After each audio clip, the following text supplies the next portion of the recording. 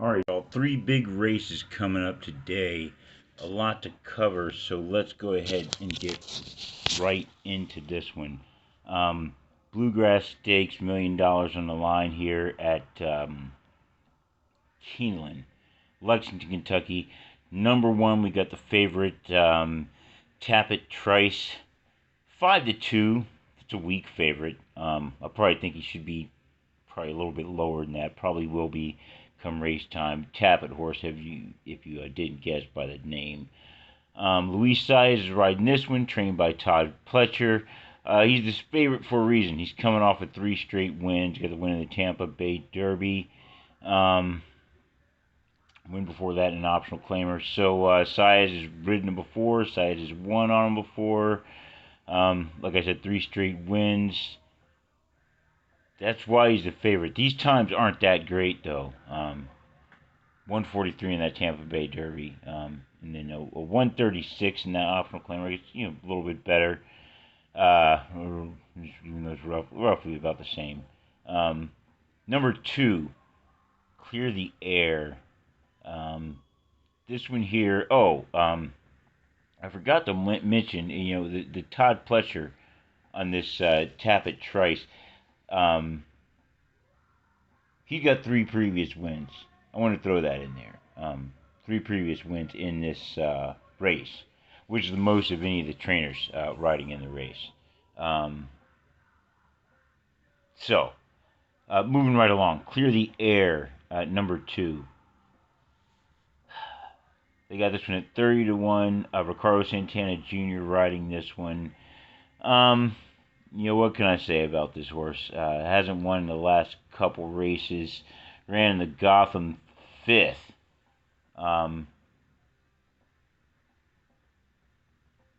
Fifth behind the number 10 race Kane. Not an impressive race in that one. Didn't do too much in the one he had before that. An optional claimer there at a mile. Fourth in that one. So he hasn't won since his maiden. That's why he's 30-1. Probably going to be higher than that. I don't see much to like about him unless you favor this jockey. That's really all I could say about this one. Number three, Verifying, 13-1 in the morning odds on this one. A Justify horse. Another Justify horses. Those horses are starting to come along. Justify seems to have bred pretty well so far. So we'll see what this one's got. Coming into this one, he was fourth in his last out in the Rebel. Got a win before that in an OC. Martin Garcia was riding him there. Florent Giraud rode him in the Rebel. Switched over to Tyler Gaffleone, so hopefully that has a positive effect on the horse. Not a bad horse. Not a bad horse. He's an all right win in that mile. Fourth in the Rebel, like I said. But Brad Cox, the trainer, he's got a couple of wins in this race. Got a win a couple of years ago with Elusive Quality, or Essential Quality. I will forever call that horse by his father's name. I just can't help but do that. Brad Cox. Anyway, like I was saying, got the win, Essential Quality. This horse Verifying, I don't know. If you like the Brad Cox angle with it, maybe. It's not really a bad horse. I got him rated pretty decent speed. But I don't know if he's going to be able to get the win. Don't know about that. But you can't really write him off. Number four, Classic Car Wash. This one out of Noble Bird. Not much to say about this horse. Javier Castellanos riding him. Mark Cassie's training him. If I'm not mistaken, Castellanos won this race. I didn't get to see the jockeys. I think he got a win. Not sure. I think he's got a win in this race before. Anyway, he's jumping aboard this horse. It's got second as last out, third before that. Second was in the Tampa Bay Derby behind Tapit Trice. Third was in the Sam F. Davis in Tampa. Not a bad horse for this race, considering I don't look at him as a Derby contender, and yeah, I just don't like that he didn't have too much in Tampa, and Tapit Trice was good in that race. He really seems to be the horse to beat. Classic Car Wash is going to have to play off of him. Now, is for playing in a exotic, that can work out well, because a lot of times you have horses like Classic Car Wash, and he ran against Tapit Trice in his last race and ran second. So he's just going to try to pace that horse, pretty much try to beat him. But if he realizes he can't beat him, try to hang with him. Try to hang with him, try to get second like he did before. May hit the board. Number 5, we got this Hayes Strike horse here. 15 to 1. Kenneth McPeak. Couple wins in this race. Harlan's Holiday, Java's War. This horse, though, I don't know. Winning the private terms in his last out. Only won it by 1 length. That was a 145, 116. That's not fast. That's not fast. And these other races he had before that, 137 mile, 144 in the Gun Runner. He wasn't on those paces. 8 lengths off, 12 lengths off. So, I mean, I don't really think this horse is going to have too much for this one, even though he is coming off a win.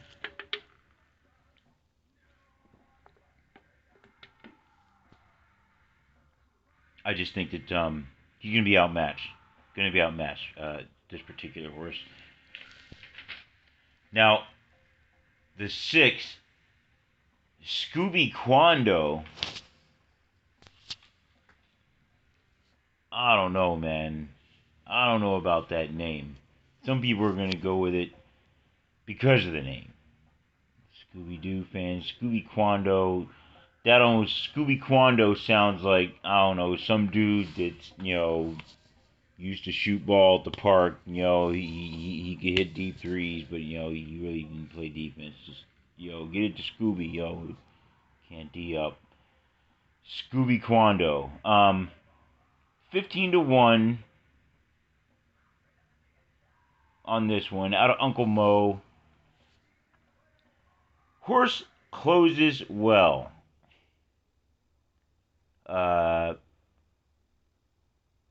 Coming off of a win. He broke his maiden in a stakes race, $125,000 stakes race, but broke a win in a stakes race nonetheless. Second in the second out, optional claimer. Second in his third out, in the John Battaglia. Now the problem is those 3 races were on artificial service. Artificial is not dirt. History has shown that it's closer to a turf comparison, I guess you would say, as far as horse preferences. And there's not a lot of instances of a lot of horses that make that jump over and just flawlessly transfer over into artificial. I know what some of you are going to say. Well, what about Rich Strike? He came off. No, he didn't do well in the artificial. He did well on the dirt at Churchill. They put him on artificial. He sucked. And then they put him back on the dirt at Churchill. He won the Derby. All right, that's what happened with Rich Strike. I don't like the horse transferring over in the service without knowing what he's going to be able to do. He did put up a 59 breezing, 4 or 5 furlong at Keeneland on the dirt. So, okay, he ran a good workout on it. So you can say he doesn't hate the dirt. But 5 furlongs and, we're going 9 in this one. I don't know. It's a stretch. If you're looking for some odds, maybe. Jockey on this one.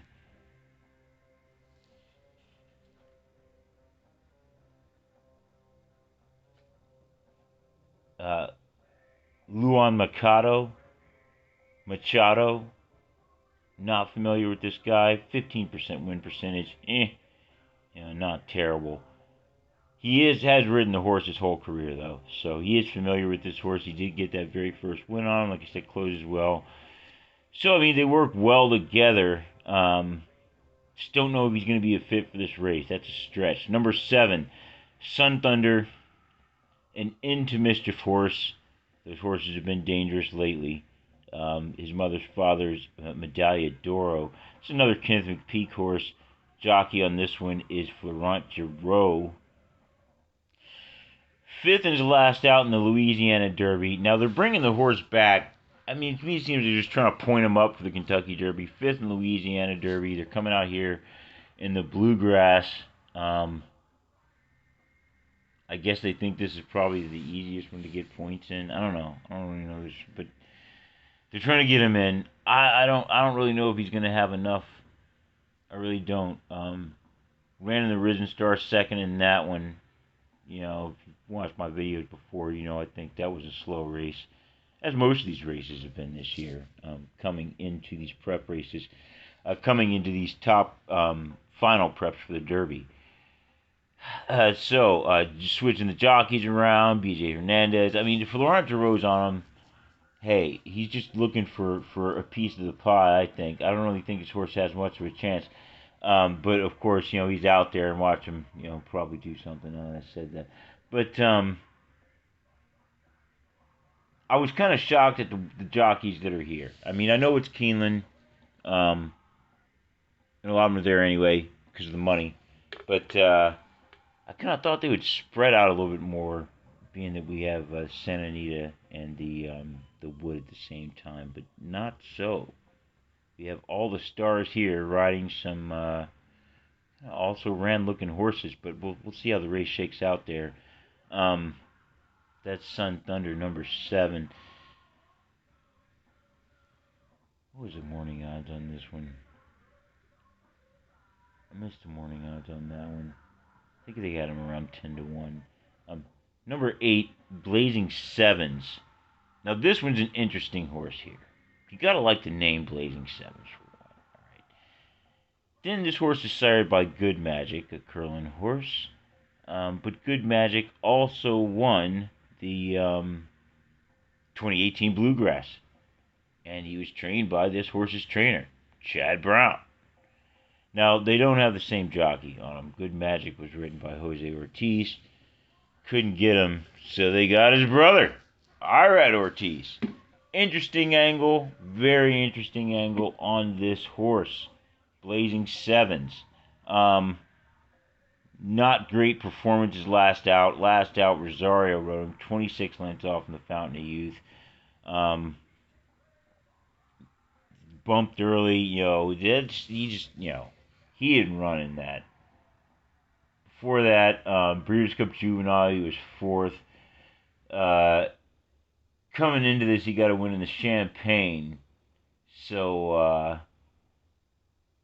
we'll see what he does here. He really needs to get his form back in because he just hasn't been having a good go of it lately. But hey, maybe the genes come through, the familiarity, and the jockey didn't win this race, but was his brother. You know, you can talk to him, coach him up. Same trainer, and the horse isn't that bad. He's not that bad. I like everything in this angle really about what the horse has done so far. But hey, if he can get back in that form he had in the Champagne, you know, it was a mile and 137. Yeah, not too fast, but I don't know. Something tells me you want to keep an eye on that one. Number 9, Major Blue. Decent name of this horse. Horse is out of Flatter, an AP Indy horse. D. Wayne Lucas, the trainer. 2 wins in this one. Won in 2000 with High Yield, and in 1987 with War. D. Wayne Lucas got a win in this race. And I'm pretty sure back in 1987, he had a couple of assistants. One named Stephen Asmussen and another one named Todd Pletcher. And since those guys went solo, he hasn't won nearly as much. But especially Pletcher. But he's still around. He still gets these horses in here, and he steals one every now and then. This horse I expect to be taking the lead. Looks like he's going to be running up front. Probably about 47. I don't think he's going to go 46. Probably about a 47. Um, Opening half mile. He's going to have to wire it, of course. And he's got the ability to do it. He's got the ability to do it. Last out, he wired an optional claimer at Oaklawn. Before that, he broke his maiden at Oaklawn at a mile, 139. But he got the win, and he's hot, I guess you'd say. 2 in a row, keeping on Major Blue. Only problem I don't like, David Cabrera's riding him. He won the last out in this optional claimer at Oaklawn. But this is the Bluegrass Stakes, and he's riding up against the likes of Irad Ortiz Jr. and Rosario, Saez, Rowe. You got all these names in here, and I just don't really know if I like the jockey in this one. It's one of those where the jockey's gonna have to just let it go. You know what I'm saying? Let him go. Let him do his thing. And I don't know if he's really gonna do that. I don't know if he's gonna do that. He's probably gonna think, oh, going to 9 furlongs, I'll get the lead, I'll choke the horse out, try to save him, but in the long run, I'm gonna cut off his oxygen, and he's gonna be tired. Not gonna be able to finish the race. 10, Raise Cane. Sorry that I missed the odds on these. I think that looks like a 7-2, maybe a 5-2. Had a technical difficulty in the frame. Raise Cane, Out of Violence, a horse we've seen starting to come up a bit more in the breeding here. The Medaglia d'Oro horse, Lemon Drop Kid on the other side of that bracket. Raise Cane, last out, impressive win. Impressive win, 7 lengths in the Gotham. Minute 38. That was a legitimate race. Legitimate race. Don't really like the final time, but a legitimate race nonetheless. Before that, race on Artificial, 5th, 7 lengths off. Didn't like that. Before that, he was a mile and 16th, 144. He was second in that, 5 lengths off. So he's kind of been building up to that win in the Gotham. Lescano was riding him there. That helps. Lescano's a good jockey. He's not available because he's going to be riding in the Wood. So they've got Joel Rosario riding him. So Rosario is a more than adequate replacement. You just got to hope he gets that same performance that he got in the Gotham. Kick it up a notch, though, for Raise Cane there. Number 11, Mendelssohn's March.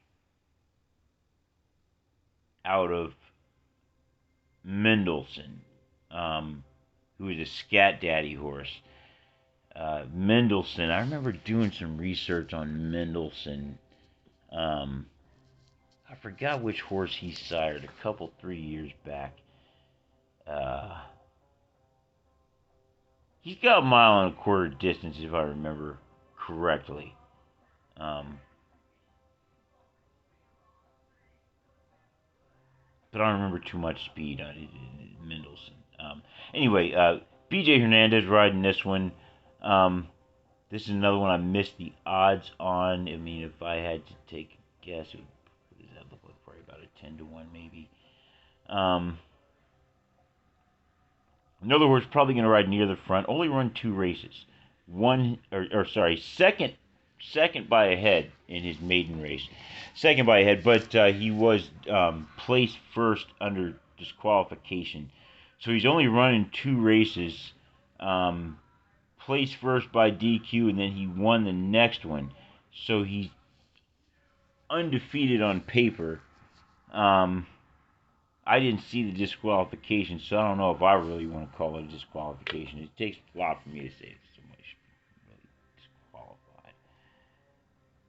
But that was on turf.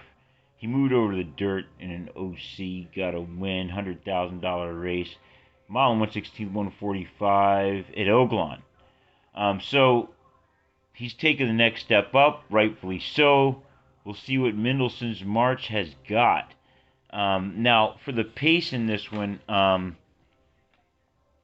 don't think we're going to be looking at too much. I don't think they're going to walk like they're going to do in the wood.